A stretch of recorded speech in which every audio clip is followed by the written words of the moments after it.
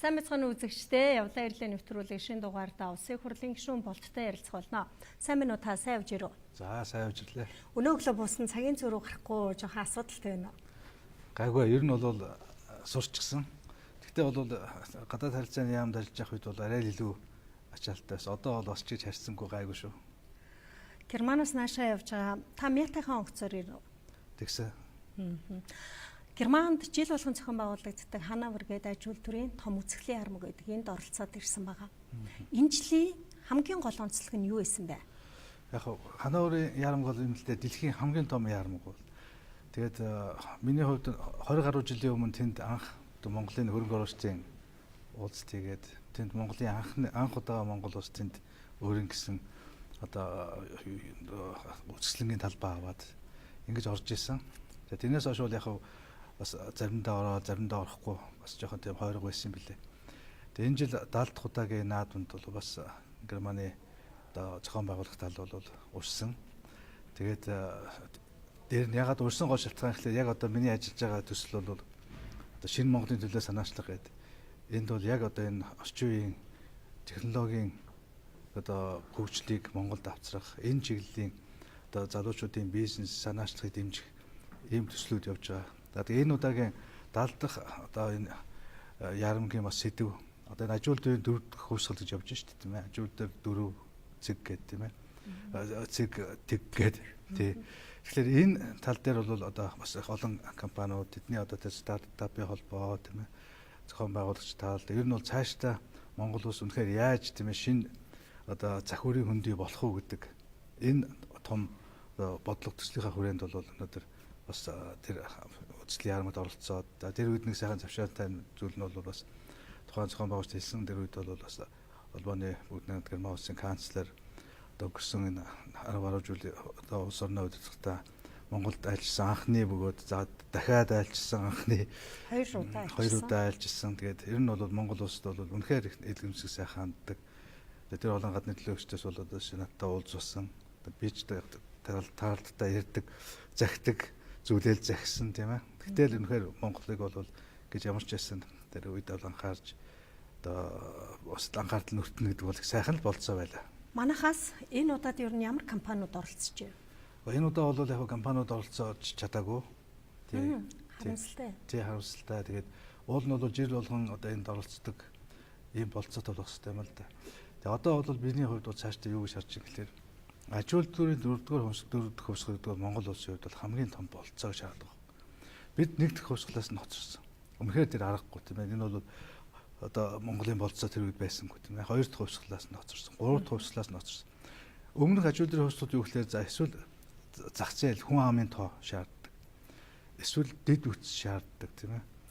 Эсвэл одоо геополитикийн байршил шаарддаг. Ер нь олон юмнаас шалтгаалдаг байсан. Өнөөдөр энэ глобалчсан дэлхийн ертөнцид 4 дахь хувьсгалд бол үгдэн том орн жижиг орн гэж байхгүй. Яг го байгаа гэхдээ бол ерөнхийдөө өөрийгөө одоо жижиг орн зах зээл багтаа дэд үтс сөгж сул юу гэдэг янз бүрийн тийм хуучны шалтгаанаар хувьсгалын гадна үлддэг цаг дууссан байхгүй.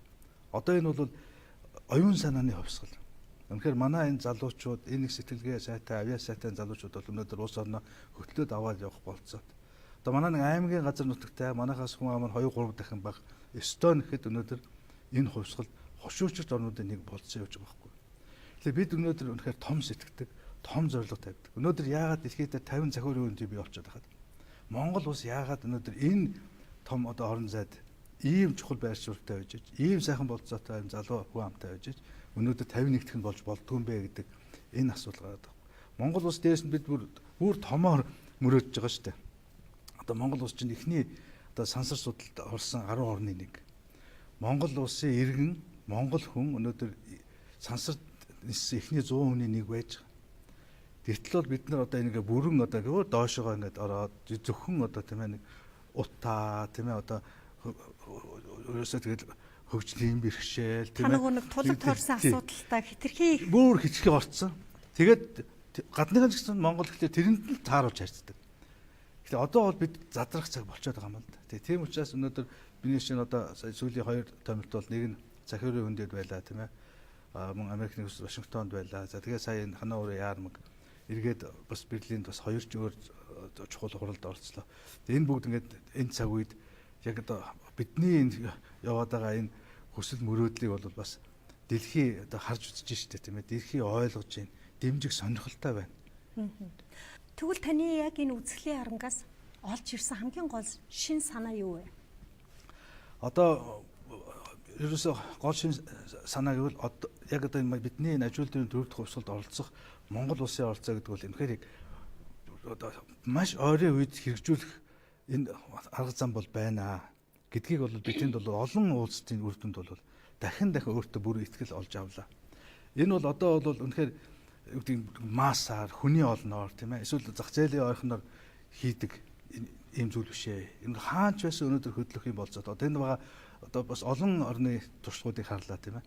Одоо бол яг энийг бол энэ залуучуудаа тийм ээ хүргэж энэ залуучуудаа энэ ажлын зохион байгуулж ингэдэг цаг мөн гэдгийг бол үнэхээр бүрэн ихтгэл үнэмшил олж авч ийн бидний тавьж байгаа зорилтууд үнэхээр зөв юм байна гэдгийг бол миний хувьд бол улам л их бат итгэж авлаа гэж хэлмээр байна. Сэдвийн ч гэсэн сонирн багтсан аж үйлдвэрийн технологи гэхээр ер нь бол технологийн ерөнхий салбар болгонд өөр байдаг л баг та. Гэхдээ технологийн ерөнхий чиг хандлага өөрөө хаашаа явчихж байна. Одоо ерөөсөө бид нар чинь ингээд юу гэдэг одоо нэг компьютер гар утас гэл ингээд өнөөдөр бас дөнгөж тийм юмний ингээд тийм зах зух дээр яваад хахад одоо бол ийм очиж хүний тарих оюун ухаан машин хоёр холбогдчихж байна. Сая одоо ханаа өөрийн хамгийн том асуудал тэр байлаа шүү. Хүний бодож байгаа үйлдэлийг шууд гүйцэтгэх гэсэн үг. Машин хүний үйлдэлийг, хүний реакцийг, хүний сэтгэж байгааг өнөөдөр шууд таньж шүү. Өөрөлдөө роботууд нь хүнтэй харьцаж одоо үйлдэлээ хийж, ажиллаа хийж байна тийм ээ. Тэгвэл яг энэ шинэ технологиг үйлдвэрлэлд, амьдралд за одоо эмнэлэгт байдаг юм уу, эмчилгээнд байдаг юм уу яаж нэвтрүүлсэн бэ? Одоо энэ чинь бүх салбарт хамаарах байхгүй тийм ээ. Одоо энд л залуучуудаа урайлж энд болцоог нь олмоор байхгүй. Өнөөдөр үнэхээр захиурын хөндий гэдэг бол юу гэдэг нэг байшин биш. Энэ чинь зүгээр гаражт л үүсч 2 3 залуу сууж байгаа л гаражт тийм ээ, айлын гаражт л захиурын хөндийг бий болгоцсон шүү дээ тийм ээ. Энэ бол юу гэдэг нэг том дэд үүс тэгэл одоо усан онгоц гал тэрэг биш. Энэ бол хүний тарих сэтгэлгээ боловсрол мэдээлэл тийм ээ. Хоорондоо харилцах болцоо тийм ээ. Энэ үуч асуудал. Энэ бол зүгээр нэг мөнгө биш. Одоо стартапыг дэмжиж ингээд мөнгө санхүүжилт урт хугацааны хэмжээлч гэдэг юм уу ингээд байдаг шүү дээ тийм ээ. Хэрэгтэй. Тэгэхээр зөвхөн энэ биш байхгүй. Өнөөдөр бол дэлхий дээр яг энэний хойноос ингээд ангуучлаад цангаад байж байгаа хөрөнгө оруулалтын сангууд хязгааргүй байна. Гагцгүй өнөөдөр бид тэр болцоог бүрдүүлээд хууль эрх зүйн орчноо бий болгоод эцсээс захиурын хөндий гэдэг бол эрх чөлөө. Энэ эрх чөлөө бол өнөөдөр Монголын шинэ Монголын 90 оноос хойш бид бий болгоод зогслоо байгаа шинэ Монголын гол онцлог, гол баялаг эрх чөлөө байгаа байхгүй. Тэгвэл яад бид нар тэр эргэлтний гадна үлдээд байгаа.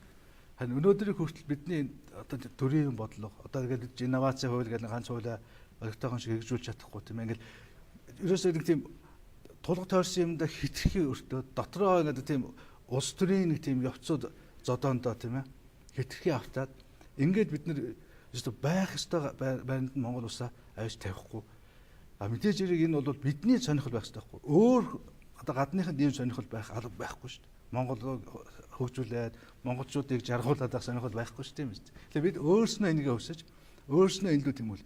Тэгэхэд бол хүлээж авах бэлэн байна шүү дээ. Энэ бол цаг хугацааны үед бол яг ингэж харагдаж байгаа байхгүй. Таны хэлдэг тэр оюун ухаан толгой дотор юу сэтгэж байна? Тэрийг л яг ингээ баялаг болгочих боломж өөрөө маш их гэдэгтэй бол үнэхээр санал нэгдэж байна. За аль биесээр талбай түрээсэлж аваагүй юм байна, оролцоогүй юм байна. Гэтэл яг тэрийг сонирхоо явж байгаа монгол хүнтэй тааралтай. Монголчуудаа таарлцсангүй тэнд тийм. Ерөнхийдөө богино хугацаа нээлтэнд ороод тийм ээ тодорхой одоо албаны уулзалтуудыг хийж авсан учраас тийм ээ одоо тийм хүмүүстэй таарж амжсангүй тийм. Энэ үеэр чинь бас нэг онцлог нь томоохон гэрээ хилцээр төслүүд яг явагддаг шүү дээ. Хамгийн том төслийг хаанахтай байгуулж чадваа.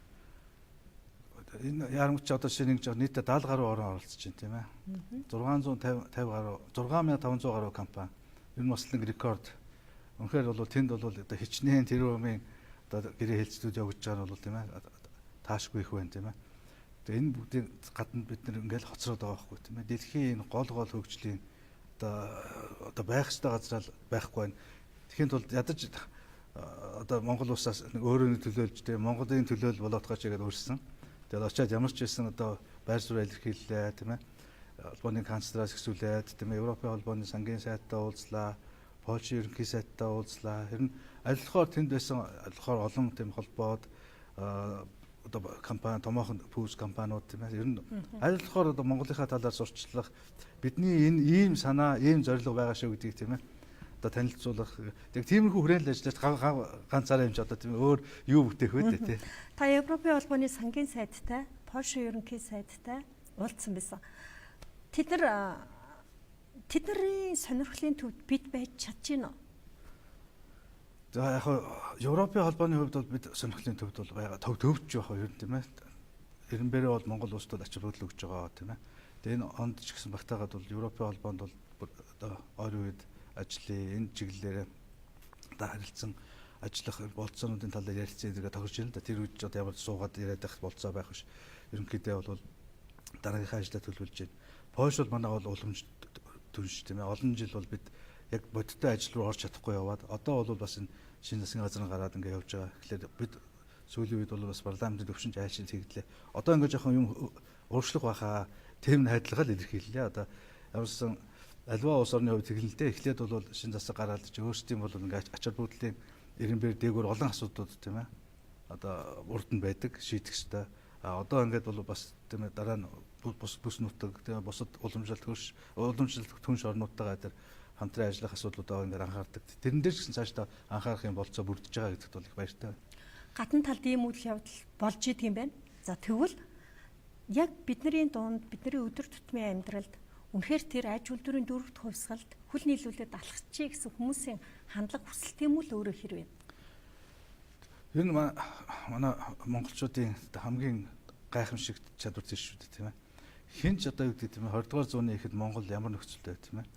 Энэ богино хугацаанд бид бол үнэхээр одоо дэлхийн хөгжилтөд ямарсан хөл нийлүүлээд ямарсан муу сайн бүгдийн даваал туулаад явлаа шүү дээ тийм ээ. Хин ч энд бол арчлалын үрийг тариагүй. Гэтэл бол тэр 70 жил тэр хаалттай нийгэм байсан ч хинээс дутахгүй тийм ээ. Бид бол өөрснөө тийм ээ тэр Монгол хүн шинж чанараа тэр ихчлөө, арчил тэр үнд зүйлийг бий болгоод 20 гаруй жилээр гэдэг үнэхээр эний ч өмнөр улаахааргүй бол бас нийгмээ бол урагшлуулж чадлаа шүү дээ тийм ээ. Яг энэтэй адилхан өнөөдөр энийг бол би манай маш олон залуучууд одоо үнэхээр монголчууд ч тоон давьяастай, шатард сайн.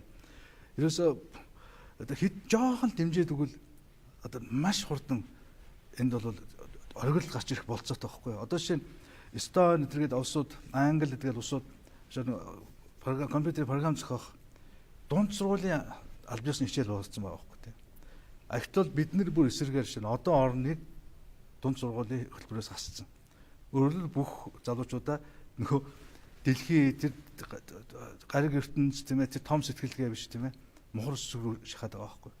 Гэх мэтлэнгээр ийм буруу алхмуудаа төр засгаас аваад өнөөдөр бид тэр эрх зүй орчныг бүрдүүлээд тэр захиурын хөндий гэдэг чинь үндсэндээ эрх чөлөөг нь баталгаатай хангах асуудал ш. Тэр болцоо. Ихэд бол тэр сангууд, тэр шин дэмжээд хамтрах байгууллагууд бол зөндөө хангалттай байгаа байхгүй. Тэр бүх болцоог бий болгох энэ тал дээр бол тодорхой томоохон ийм төслүүд арга хэмжээнүүдийг бол авах юм зайлшгүй шаардлага тулж байна гэдгийг хэлмээр байна.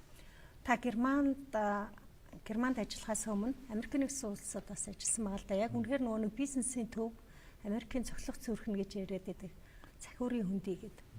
Тэнд очиод ажиллаж байхад одоо яг та бүхэн ярилцлагыг үзэж байгаа хүмүүст ямар шин санааг, ямар юмыг тэднэрт хандаад уриалж чадах вэ? Захиурын хөндөд бол яг урд нь бол би яг тэр нөгөө нэг том компаниуд Facebook, тэгээд Twitter, Google эдгээр одоо очиж айлчилж ирсэн. Ер нь бол харилцаа тогтоож яг энэ одоо бидний зорилго бол энэ шүү гэдэг тийм ээ.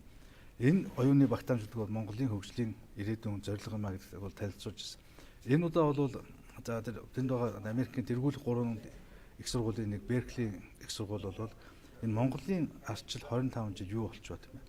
Юу н Азад ингээд бүхэл бүтэн арчлалын том давлгаа бий болсон.